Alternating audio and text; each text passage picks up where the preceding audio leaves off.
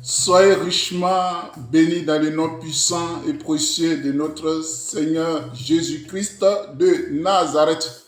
Grande est ma joie de vous retrouver encore ce soir. La paix, la grâce, la bénédiction de notre Seigneur Jésus-Christ soit votre partage. Bien-aimés, nous sommes à l'émission Allons à l'eau profonde du ministère de l'adoration sacrificielle avec le pasteur Séverin Picard. Bien-aimés, aimons la parole de Dieu. C'est vrai, quand nous faisons les émissions, on donne les versets ou bien on essaie de vous traduire, on essaie de résumer la parole de Dieu. Mais vous-même, lisez la parole de Dieu. Méditez la parole de Dieu. Ça va vous faire du bien. Et ça va faire que les gens ne vont pas vous tromper. Les gens ne vont pas troquer les Écritures pour vous. Ce que tu dois savoir, même Satan connaît les Écritures. Bien-aimé, quand tu prends la parole de Dieu dans Matthieu 4, même dans Luc 4, Matthieu 4, Luc 4, c'est la conversation de Jésus avec Satan. Jésus, après avoir reçu son baptême, a été conduit par le Saint-Esprit pour être tenté. Et l'onction de Jésus-Christ n'a pas empêché Satan de venir le tenter. Le jeûne, Jésus a jeûné 40 jours. Ça n'a pas empêché Satan de venir le tenter. La prière de Jésus n'a pas empêché Satan de venir le tenter. Mais c'est la parole de Dieu qui a éloigné Satan de Jésus pour un temps, comme le dit la parole de Dieu. Bien-aimés, Deutéronome 8, le verset 3 a dit que l'homme ne se nourrit pas de pain seulement, mais de toute parole qui sort de la bouche de Dieu. Autant tu prends soin de ton corps physique, il faut que nous prenions aussi soin de notre esprit. Et l'esprit, l'âme se nourrit de la parole de Dieu. Alléluia. Quand tu lis Ézéchiel 3, à partir du verset 1, Dieu a dit à Ézéchiel de manger ce rouleau. Ça veut dire quoi? Dieu a dit à Ézéchiel de manger sa parole. Alléluia. Aimons la parole de Dieu. Dans le livre de Néhémie, Néhémie 8, à partir du verset 1, on dit, le peuple était réuni et la parole de Dieu a été lue pendant 6 heures de temps. La parole de Dieu a été lue pendant 6 heures de temps. Bien-aimé. C'est au travers de la parole de Dieu que tu vas connaître qui est Dieu, ce que Dieu aime, ce que Dieu n'aime pas, et les promesses que Dieu t'a faites. Bien-aimé. Aimons la parole de Dieu. Sans plus tarder, nous allons aborder le thème du jour. Les traits caractéristiques des chrétiens de nos jours. Alléluia. Les traits caractéristiques des chrétiens de nos jours. Bien-aimés, quand on parle de traits caractéristiques, ce sont les parties de notre personnalité et de notre comportement qui expriment qui sommes-nous en tant que personne. quand on parle des traits caractéristiques, ce sont les parties de notre personnalité et de notre comportement qui expriment qui nous sommes en tant que personne. Alléluia. Bien-aimés. Et cet enseignement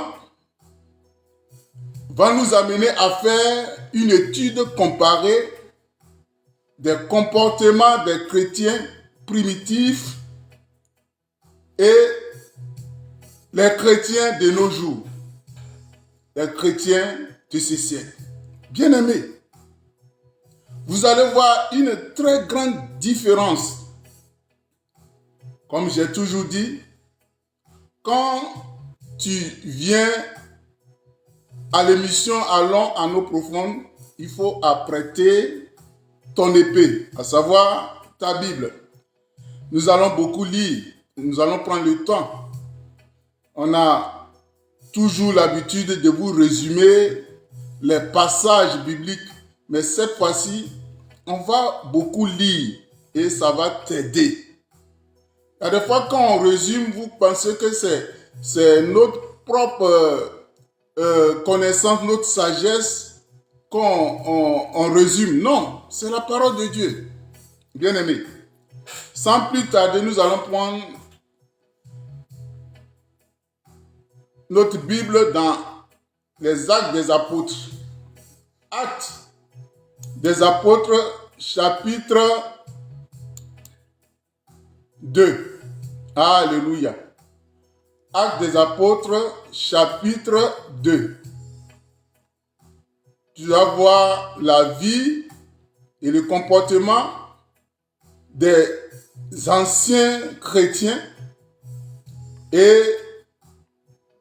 tu vas voir toi-même comment tu te comportes, comment nous nous comportions et après on va en tirer une conclusion. Chacun va en tirer sa propre conclusion. Actes chapitre 2, 42 à 46. Je lis la parole de Dieu. Il persévérait dans l'enseignement des apôtres, tu comprends? Dans la communion fraternelle, dans la fraction du pain et dans les prières. La crainte s'apparaît de chacun. La crainte s'emparait de chacun et il se faisait beaucoup de prodiges et de miracles par les apôtres. Tous ceux qui croyaient étaient dans un même lieu et ils avaient tout en commun. Ils vendaient leurs propriétés et leurs biens et ils en partageaient le produit entre tous, selon les besoins de chacun. Ils étaient chaque jour tous ensemble assidus au temple. Ils rompaient le pain dans les maisons et prenaient leur nourriture avec joie et simplicité de cœur. Alléluia. Tu comprends? Tu as vu comment les premiers disciples vivaient? Alléluia. Alléluia. Il y avait une communion fraternelle. Il y avait la crainte de Dieu à leur temps. Quand on parle de crainte de Dieu, ce n'est pas avoir peur de Dieu. Non. C'est honorer Dieu, obéir à Dieu et puis respecter Dieu. Alléluia. Ils avaient la crainte de Dieu. Et tous s'occupaient de ceux qui avaient besoin d'être assistés. Et on donnait à chacun selon ses besoins. Et le tout couronné avec une simplicité de cœur. Alléluia. Avec une simplicité de cœur. Bien-aimés, nous continuons avec Actes, chapitre 4, Actes chapitre 4, verset 32. Verset 32. Alléluia. On dit, la multitude de ceux qui avaient cru n'était d'un cœur. Tu me comprends? Ils étaient d'un cœur et d'une âme. Ils étaient d'un cœur et d'une âme. Est-ce que tu comprends? Ils étaient d'un cœur et d'une âme. Mais chacun avait ses comportements, chacun avait ses caractères. Mais quand ils ont été convertis, tu me comprends maintenant? Chacun de nous a son caractère, chacun de nous a son comportement. Mais quand ils ont été convertis, ils ont manifesté les sentiments qui étaient en Christ. L'amour véritable, l'amour de Dieu les brûlait. Et ils se comportaient comme Jésus. En telle enseigne que ils ont été appelés chrétiens, qui signifie petit Christ. De la manière ils se comportaient, de la manière ils marchaient, de la manière ils parlaient. C'est comme Jésus qui faisait. On dit, ah, ceux-là, véritablement, ils font comme Christ, ils font comme Jésus. D'où le mot chrétien. Alléluia. Et tu vas voir la relation qui existait entre les chrétiens. Tu vas voir la relation qui existait entre eux. Bien-aimés, dans Hébreux 10, le verset 24 dit quoi? Et l'auteur de l'épître des Hébreux nous dit, veillons les uns sur les autres pour nous exciter à la charité et aux bonnes œuvres. Est-ce que tu comprends? Veillons les uns sur les autres. Bien-aimés, nous devons veiller les uns sur les autres pour nous exciter à la charité et aux bonnes œuvres. Bien-aimés, tu comprends?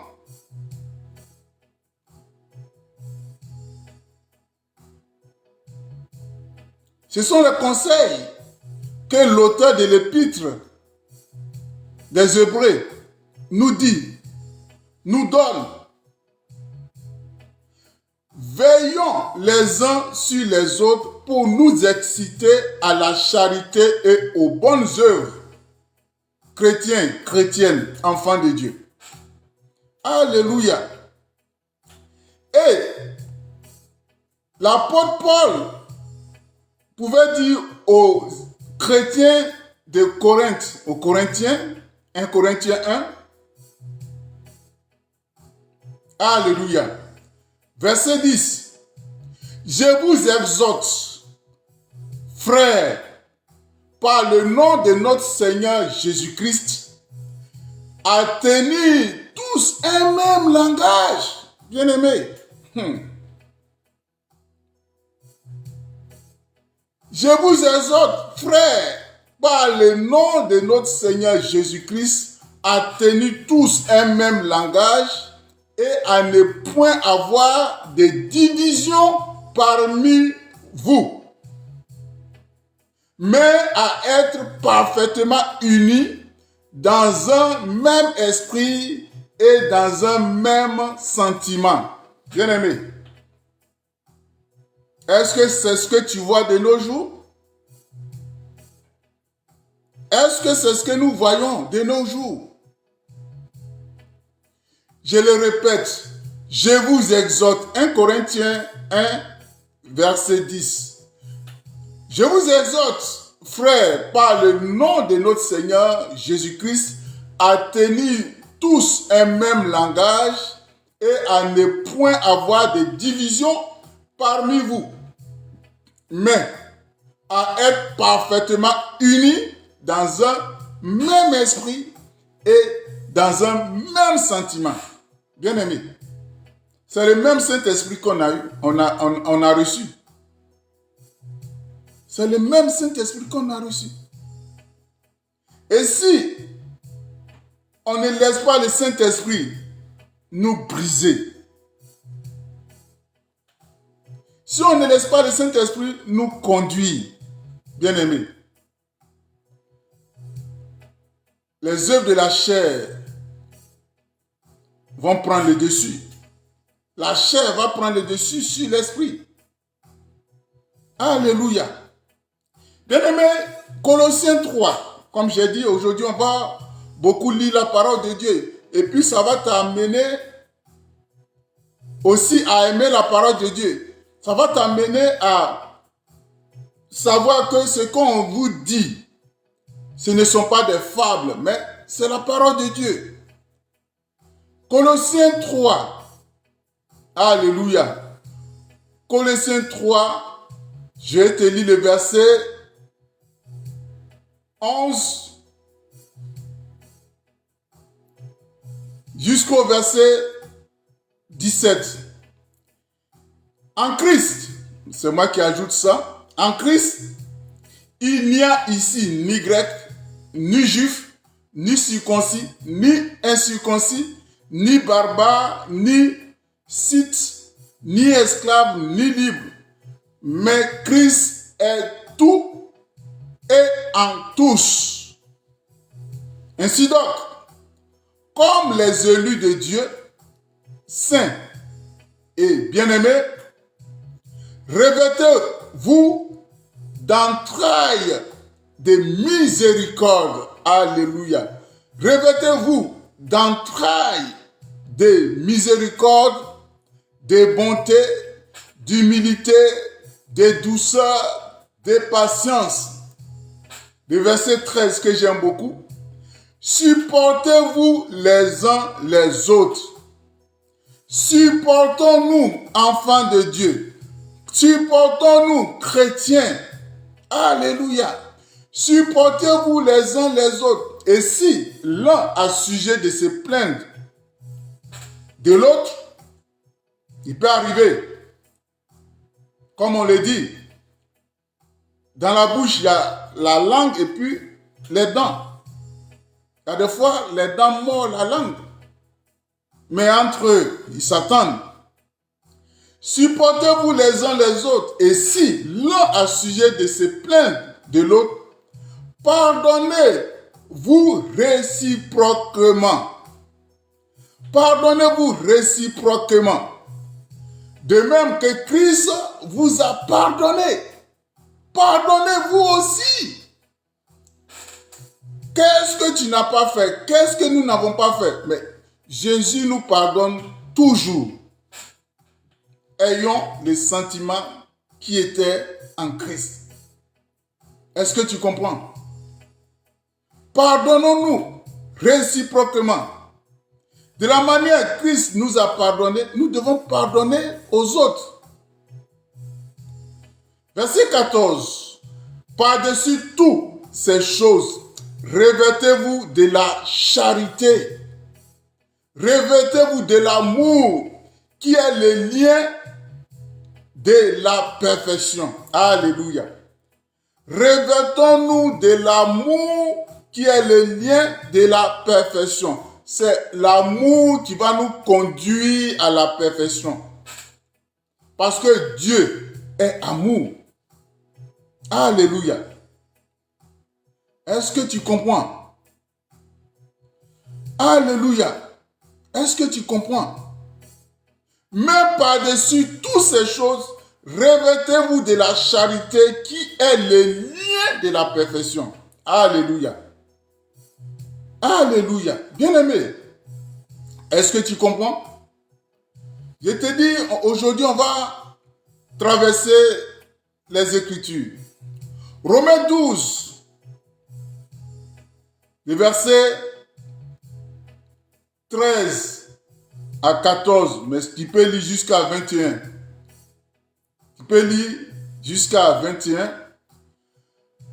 Pourvoyez aux besoins des saints, exercez l'hospitalité, bénissez ceux qui vous persécutent, bénissez et ne maudissez pas. Alléluia. Alléluia. Bien-aimé, je te dis, tu peux lire Romains 12, 13 à 21. Comme on n'a pas de temps, voilà, je te donne ces passages. Alléluia. Tu vas lire aussi Romains 15, 4 à 7. Romains 15, 4 à 7. Le verset 7, je vais te lire. Accueillez-vous donc les uns les autres comme Christ vous a accueillis pour la gloire de Dieu. Alléluia. Après, tu peux lire aussi Ephésiens 4, 1 à 6. Ephésiens 4, 1 à 6. Et je vais te lire 1 Corinthiens 13 qui nous parle de l'amour et comment quelqu'un qui aime doit se comporter. Comme j'ai dit, Dieu est amour. Et voyons comment Dieu s'est comporté envers nous. Voyons comment Jésus-Christ s'est comporté envers nous.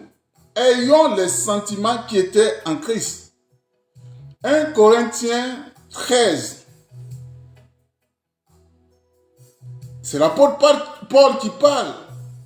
Quand je parlerai les langues des hommes et des anges, si je n'ai pas la charité, je suis un airain qui résonne ou une cymbale qui retentit. Et quand j'aurai le don de prophétie, la science de tous les mystères et de toute la connaissance, quand j'aurai même toute la foi jusqu'à transporter les montagnes, si je n'ai pas la charité, si je n'ai pas l'amour, je ne suis rien. Et quand je distribuerai tous mes biens pour la nourriture des pauvres, quand je livrerai même mon corps pour être brûlé, si je n'ai pas d'amour, cela ne sert de rien. Est-ce que tu comprends? C'est fort. Tu peux distribuer la nourriture, tu peux même te sacrifier. Mais si ce n'est pas fait par amour, si c'est pour que les gens puissent te regarder, tout ça là, c'est rien. Alléluia. L'amour est patiente. Elle est pleine de bonté. L'amour n'est point envieuse. Elle ne se vante point. Elle ne s'enfle point. La charité, elle ne s'enfle point d'orgueil. Elle ne fait rien de malhonnête. Elle ne cherche point son intérêt. Elle ne s'irrite point. Elle ne soupçonne pas le mal. Elle ne se réjouit point de l'injustice. Elle ne se réjouit pas de la... Mais elle se réjouit de la vérité. Alléluia. Mais elle se réjouit de la vérité. Elle excuse tout, la charité. elle croit tout, elle espère tout, elle supporte tout. La charité ne périt jamais. C'est pas parce qu'aujourd'hui tu aimes et puis demain tu ne vas pas aimer. On dit ça ne périt jamais. Les prophéties prendront fin, les langues cesseront, la connaissance disparaîtra. Mais la charité ne périra jamais. Alléluia. Alléluia. Alléluia. Bien-aimé, tu comprends? Dieu est amour. Dieu est amour. Bien-aimé, et voici ce que l'apôtre Jean va te dire dans 1 Jean 3. Je vais lire le verset 10, le verset 15 et le verset 17. 1 Jean 3, verset 10. C'est par là que se font reconnaître les enfants de Dieu et les enfants du diable. Est-ce que tu comprends bien? C'est par là que se font reconnaître les enfants de Dieu et les enfants du diable. Quiconque ne pratique pas la justice n'est pas de Dieu. Non plus que celui qui n'aime pas son frère. Est-ce que tu comprends? Si tu ne pratiques pas la justice, si tu n'aimes pas ton frère, tu n'es pas de Dieu. Et si tu n'es pas de Dieu, tu es de qui? C'est pas moi qui l'ai dit. Quiconque ne pratique pas la justice,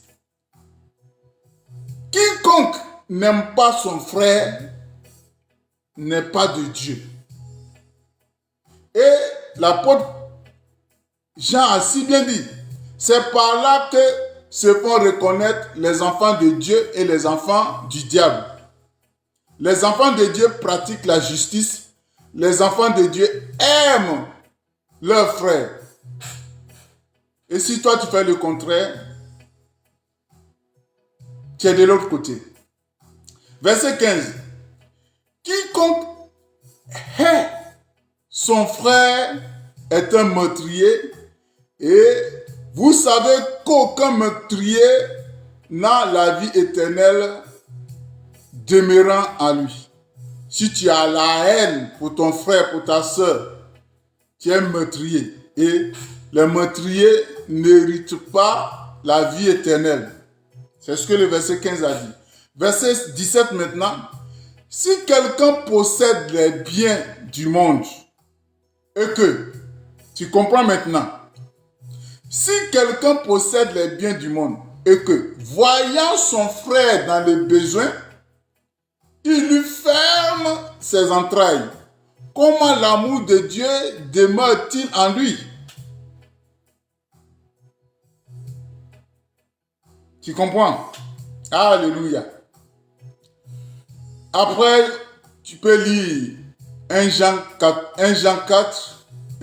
4, voilà, à partir du verset 7 jusqu'au verset 21. 1 Jean 4, verset 7 jusqu'au verset 21. Après, tu peux lire aussi Philippiens 2. Philippiens 2. Voilà, ça c'est très important. Je vais vous lire ça. Philippiens 2, 4 à 11. Alléluia. Que chacun de vous, au lieu de considérer ses propres intérêts, considère aussi ceux des autres. Ayez en vous les sentiments qui étaient en Christ,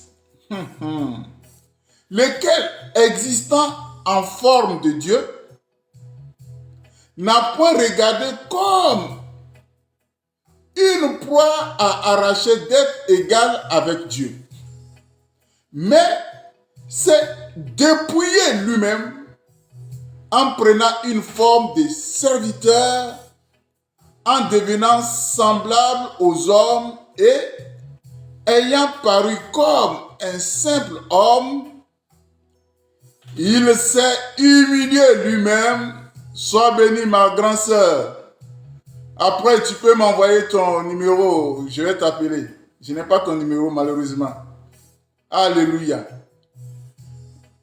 Il s'est humilié lui-même, se rendant obéissant jusqu'à la mort, même jusqu'à la mort de la croix. C'est pourquoi aussi Dieu l'a souverainement élevé et lui a donné le nom qui est au-dessus de tout nom, afin qu'au nom de Jésus, tout genou fléchisse dans les cieux, sur la terre, sous la terre, et que toute langue confesse que Jésus-Christ est Seigneur à la gloire de Dieu le Père. Alléluia. Alléluia. Vous voyez, Jésus-Christ s'est humilié.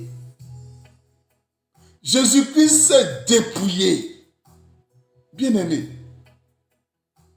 ayons les sentiments qui étaient en Christ. Alléluia. Alléluia. Vous voyez le comportement des chrétiens primitifs. Ils manifestaient les sentiments qui étaient en Christ. Ils étaient hospitaliers. Ils partageaient ce qu'ils avaient. Ils priaient les uns pour les autres. Ils se soutenaient mutuellement. Ils pratiquaient la charité, l'amour véritable.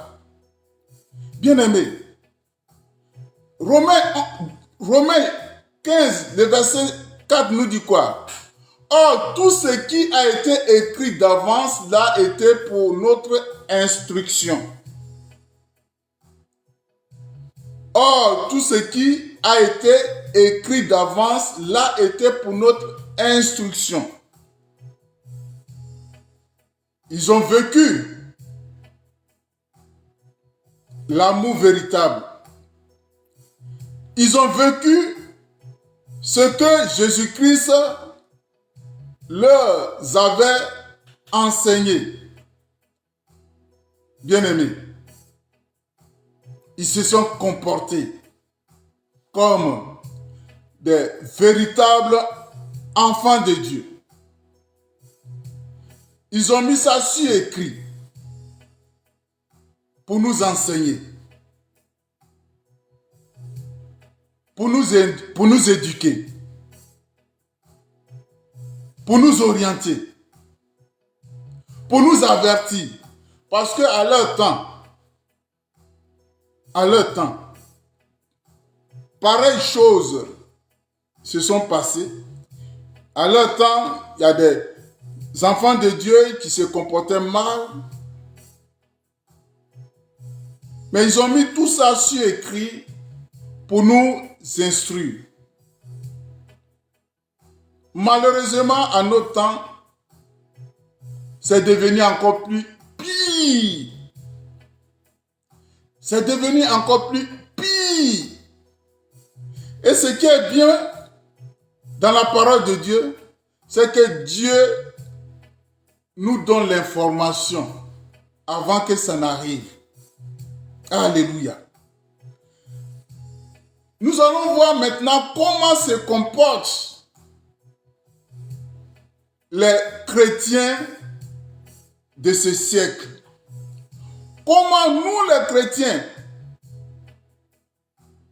de ce siècle, on se comporte. Notre manière de faire, notre manière d'agir. Alléluia.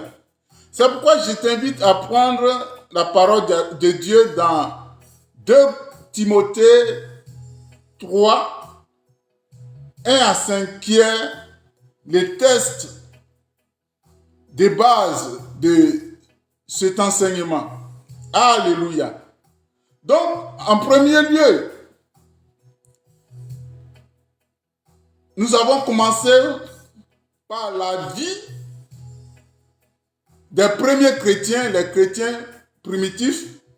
Après, on a donné des conseils de comment nous, les chrétiens, nous devons normalement nous comporter. Et maintenant, nous allons aborder le chapitre des chrétiens modernes, des chrétiens de ce siècle.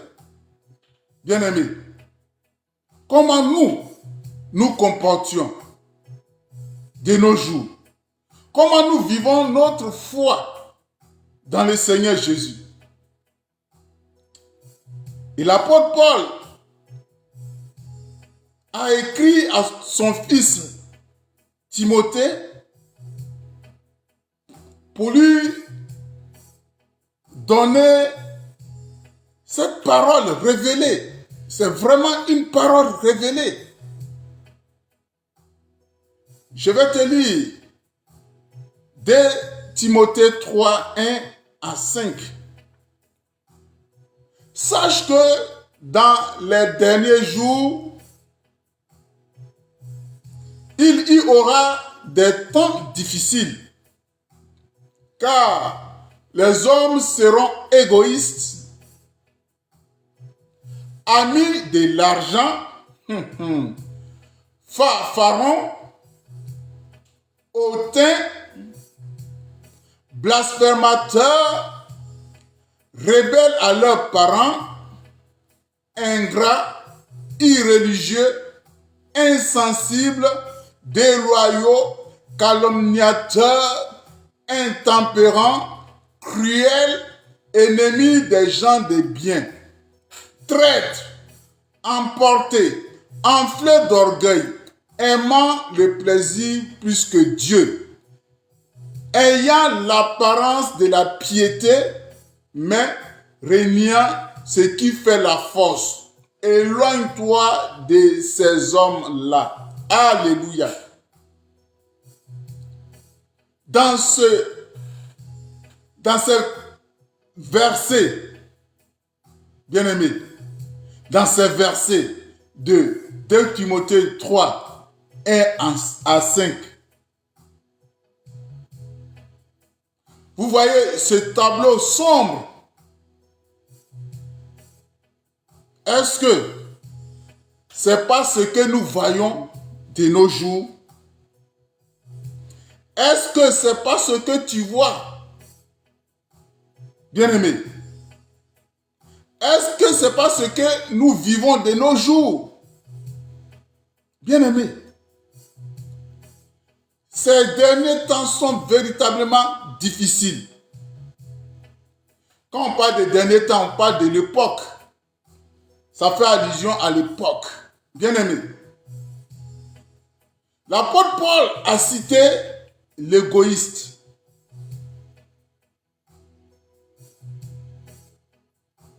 Combien sommes-nous, les enfants de Dieu, qui sont égoïstes?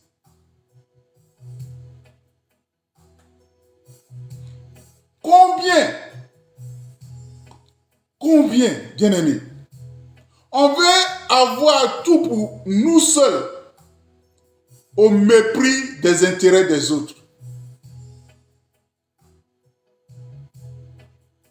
Où est l'amour fraternel? Où est l'amour du partage? Bien-aimé, trop d'égoïstes dans le milieu chrétien. Alléluia. L'apôtre Paul parle d'amis de l'argent. Tellement que nous aimons l'argent. Tellement que nous sommes avares. Bien-aimés.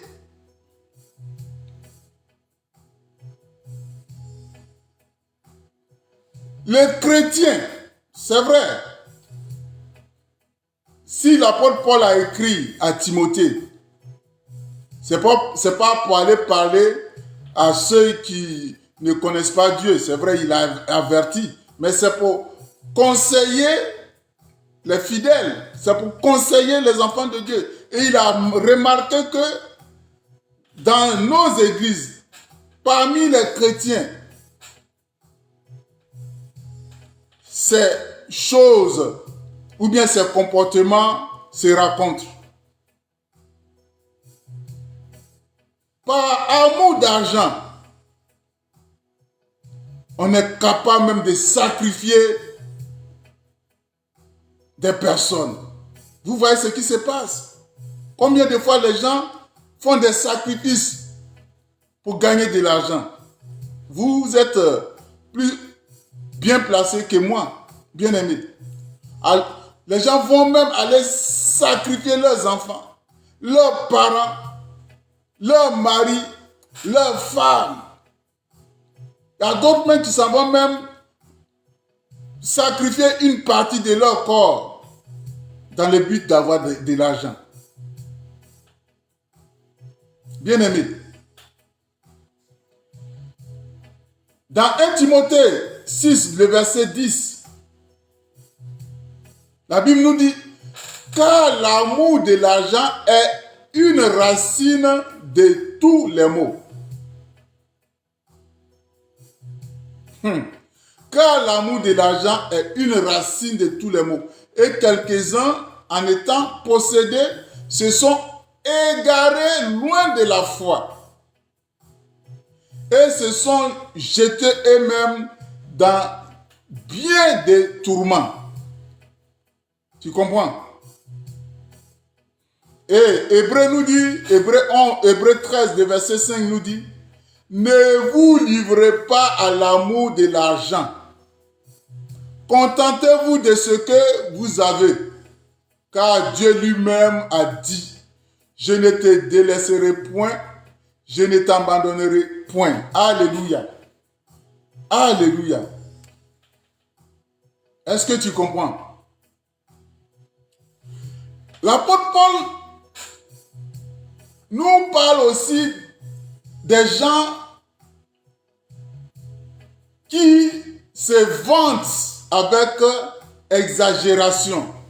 On parle des fanfarons. On parle des fanfarons. Oui, les fanfarons, ce sont des personnes qui se vantent avec exagération dans leur espoir, qui sont réels, ou les choses qu'ils imaginent. Mais de toute façon, ils se vantent. Bien aimé. Est-ce que on ne trouve pas ces gens de personnes dans nos assemblées? Bien aimé. L'apôtre Paul te parle aussi des gens qui sont hautains. Des gens qui sont hautains. Quand on parle d'une personne qui est hautain, c'est une personne qui est orgueilleuse. C'est une personne qui est arrogante. C'est une personne qui est orgueilleuse. Bien aimé. Alors que l'orgueil, alors que celui qui se croit être au-dessus des autres, celui qui pense qu'il est en haut pour écraser les autres, Dieu en a horreur. C'est pourquoi dans Proverbe 6, à partir du verset 16 jusqu'à la suite, tu vas voir. Proverbe 6, à partir du verset 16, il y a 6 choses que est l'Éternel, que l'Éternel en a en horreur. Et même 7. En premier lieu, les yeux hautains. Tu comprends? En premier lieu, les yeux hautains. Avant de parler des langues menteuses, des mains qui répandent le sang. Tu comprends? Bien aimé. Ce sont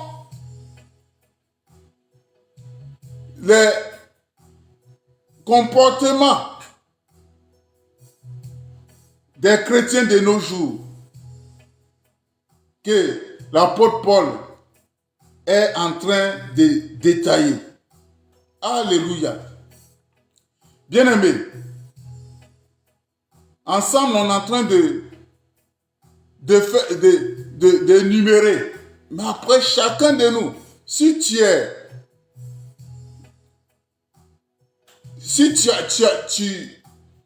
as pris conscience que tu es dans le lot, bien aimé, c'est à toi de prendre la décision.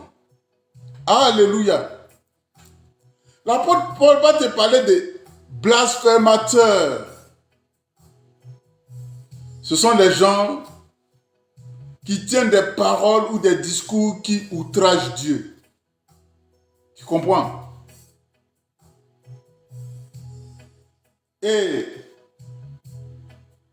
Dieu a dit dans Matthieu 12, le verset 31, il peut arriver qu'il peut les pardonner, mais les blasphèmes contre le Saint-Esprit ne sera point pardonné. Bien-aimé, on tient des discours, on tient des propos qui outragent Dieu, alors qu'on se dit enfant de Dieu. Les autres, ceux qui ne connaissent pas Dieu, ils peuvent tenir ce genre de discours. Alléluia. Bien-aimé, l'apôtre Paul te parle des gens, des enfants qui sont rebelles aux parents. Alléluia. Bien-aimé, combien de fois, nous, les enfants de Dieu, on est rebelles à nos parents. Ton père, ta mère, tes parents, même si ils ne connaissent pas Jésus, même si ils font des pratiques qui sont tordues, même s'ils sont sorciers, elles sont sorcières, ce sont tes parents. Ce sont tes parents. On ne doit pas être rebelle aux parents. Bien-aimé. Et Ephésiens 6, 1 à 13, à 3 te dit, enfants, obéissez à vos parents selon le Seigneur. Tu comprends? C'est vrai, les parents, on dit selon le Seigneur. Les parents, s'ils veulent te pousser à faire des choses qui ne sont pas, que le Seigneur n'approuve pas, avec sagesse, avec douceur, tu peux les raisonner, mais ne sois pas rebelle à tes parents. Alléluia. Enfants, obéissez à vos parents selon le Seigneur, car cela est juste. Honore ton père et ta mère, c'est le premier commandement avec promesse, afin que tu sois heureux et que tu vives longtemps sur la terre. Est-ce que tu comprends? Alléluia. Alléluia. Bien-aimés, nous poursuivons dans tout ce que l'apôtre Paul a énuméré. Il va te parler de l'ingratitude.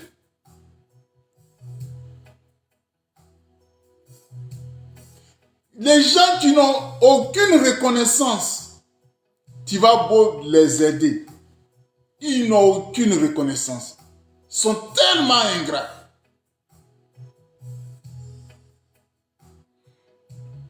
C'est dans le milieu des chrétiens. Alléluia. L'apôtre Paul va te parler des gens qui sont irréligieux.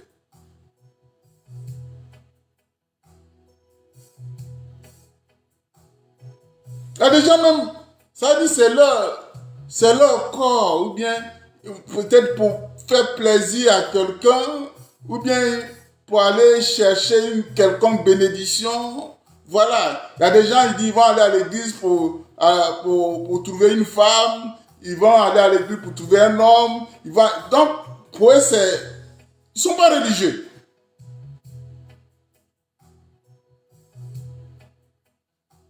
Tous ceux-là, on les appelle les chrétiens. Et ce sont les gens qui sont le plus souvent incrédules. Alléluia.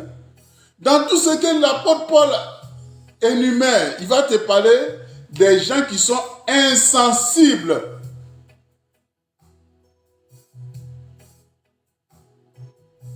Ce sont les gens qui sont sans pitié.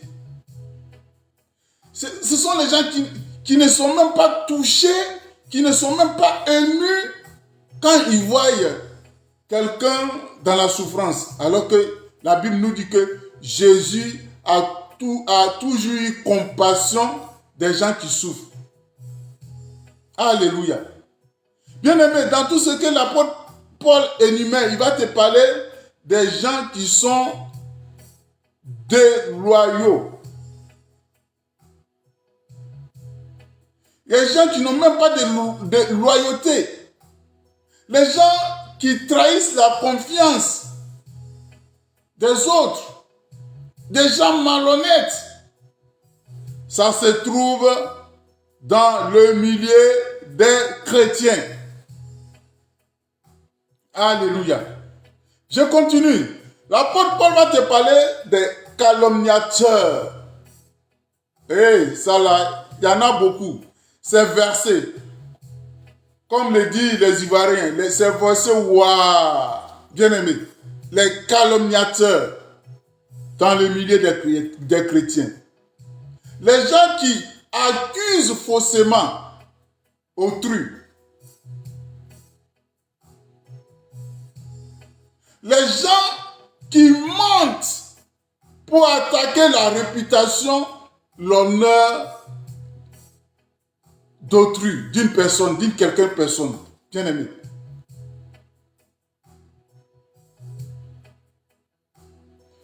Quand tu te trouves dans ce lot, la Bible te dit que tu es enfant du diable.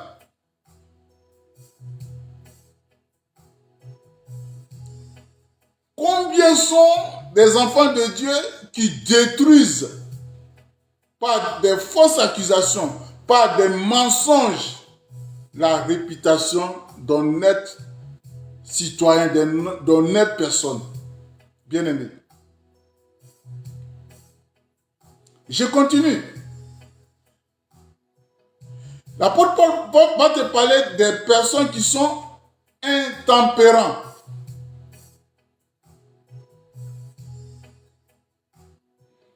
Quand on te parle d'une personne qui est intempérante, c'est une personne qui manque de retenue. Avec tout ce qu'il fait là, il exagère. Que ce soit dans le manger, que ce soit dans le boire, que ce soit dans les plaisirs sexuels. En fait, il exagère. Il n'a pas de retenue. Même quand il te parle, jusqu'à dit, mais tu ne peux pas te... Et ils exagèrent. Alléluia. Bien-aimé, l'apôtre Paul va te parler aussi des gens qui sont cruels. C'est dans le milieu des chrétiens. J'ai dit ce petit passage de 2 Timothée 3, 1 à 5. C'est tellement riche. L'apôtre Paul va te parler des gens qui sont cruels. Donc, c'est dans le milieu des chrétiens. Les gens qui sont cruels, en fait, ce sont les gens qui se plaisent à faire souffrir les autres.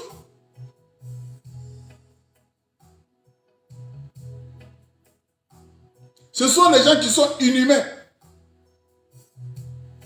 Alors que tu te dis tu es enfant de Dieu. L'apôtre Paul va te parler aussi des gens qui sont ennemis des gens de bien. Ah, tu es là, tu vis une vie paisible, peut-être tu as un foyer béni, tu vis une vie paisible, mais il y a des gens qui vont venir pour détruire cette vie paisible que tu es en train de vivre. Les gens qui vont venir pour détruire soit ton foyer, pour détruire ton travail. Ça existe dans le milieu des chrétiens. L'apôtre Paul va te parler aussi des traites. Ça, c'est versé. Plein. Dans le milieu des chrétiens.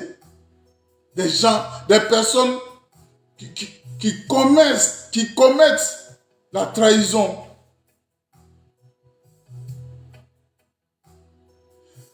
Voilà, des personnes qui ne peuvent pas garder un secret. Les personnes qui sont prêtes à trahir, comme Judas, pour des miettes. Alléluia. Bien-aimé, l'apôtre Paul va te parler des gens emportés. Quand on parle des gens qui sont emportés, ce sont des personnes qui se mettent en colère. Point oui, point non. Les personnes qui perdent leur calme. Les personnes qui sont coléreuses.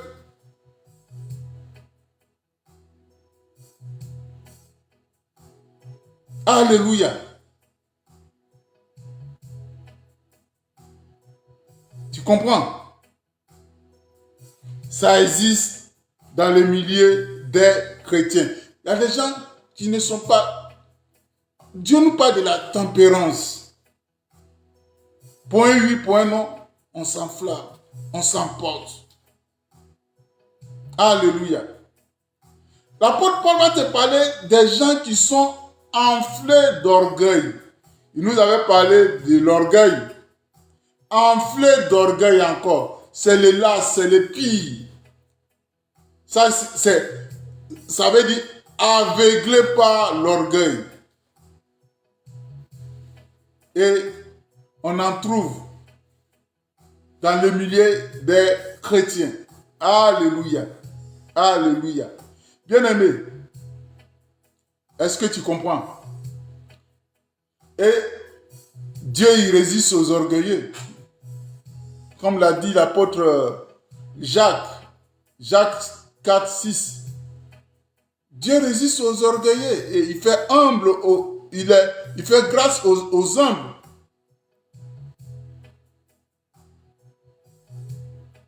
Alléluia. Et Proverbe 3, 34, il dit, Dieu se moque même, il se moque d'eux. Alléluia. Et bien-aimé, sois béni, ma soeur. La grâce de Dieu te localise depuis ta position. Bien-aimé, l'apôtre Paul va te parler des gens qui aiment le plaisir plus que Dieu. Les gens qui aiment le plaisir plus que Dieu. Bien-aimé. Et quand on veut rendre témoignage, ça fait rire. Il y a des gens même, quand on va te dire, venez, on va aller prier 1 heure à l'église. Ils vont dire, c'est 1 heure là, c'est trop. Mais allons dans les maquis, allons dans les boîtes de nuit, allons faire ceci. Même une journée, ça ne leur suffit pas. Mais quand on parle de Dieu, c'est lourd, bien-aimé. On aime satisfaire nos besoins. On aime les œuvres de la chair que le fruit de l'esprit. Bien-aimé.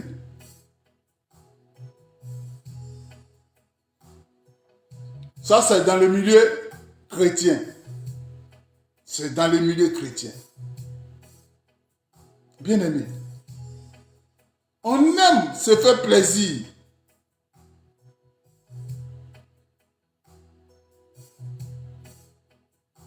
Et l'apôtre Paul de continuer dans ce sombre tableau.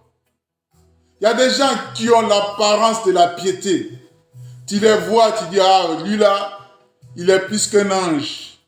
Lui là, lui il ne pêche pas, hein. Bien-aimé. C'est l'apparence. C'est tout cela que Jésus même, quand il regarde les pharisiens, il dit tombeau blanchi. Oui.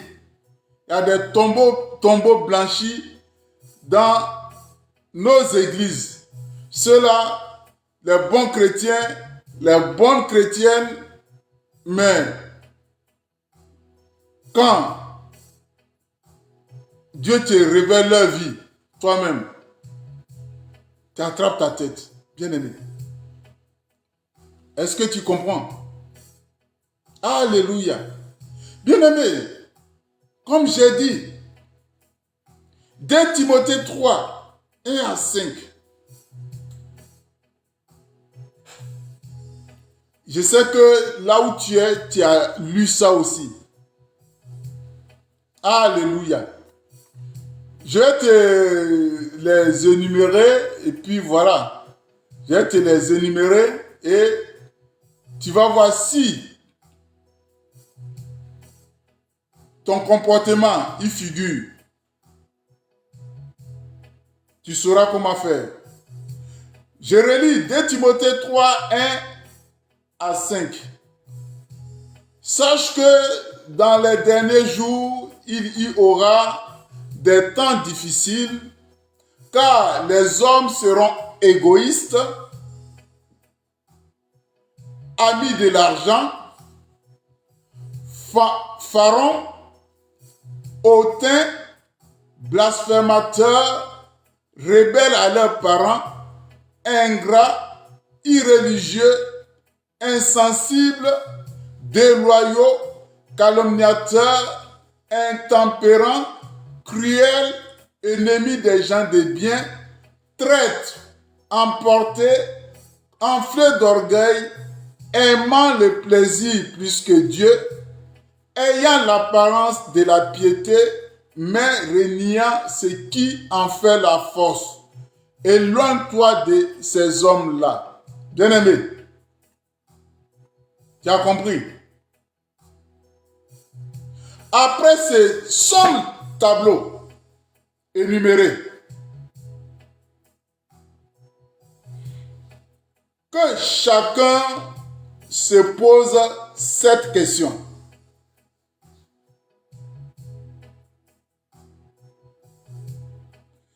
Quel est ou quels sont les traits caractéristiques décrits dans ce passage que l'on retrouve dans ma vie? Pose-toi la question. Quels sont les traits caractéristiques décrits dans ce passage que toi-même tu as remarqué dans ta vie? Bien-aimé,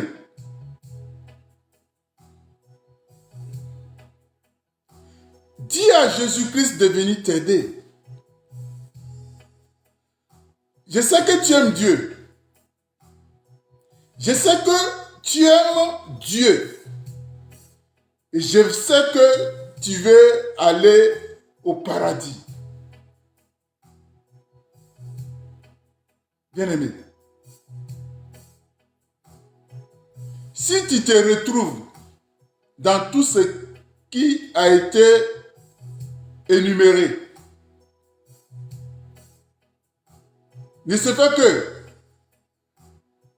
un trait de caractère. Dis à Jésus de venir t'aider. Peut-être longtemps tu as prié pour ça et tu retombes à chaque fois. Dis à Jésus de venir t'aider, bien-aimé. Sachons que notre destination finale, c'est le paradis. C'est la vie éternelle. Que rien ne t'empêche d'y parvenir. Et la seule personne qui peut t'aider, c'est Jésus.